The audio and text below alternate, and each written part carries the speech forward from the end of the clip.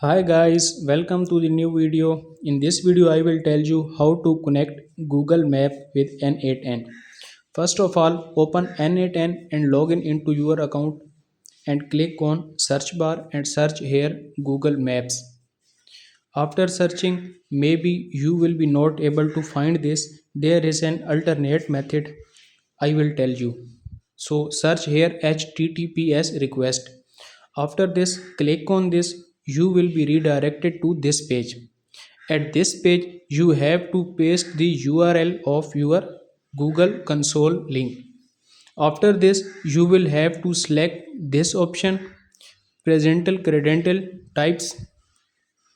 Clicking on this, you will have to add the API key of Google Console of Google Maps and hit the save button and hence done. All of thing is done. If you find this video helpful, don't forget to subscribe our channel. Thanks for watching.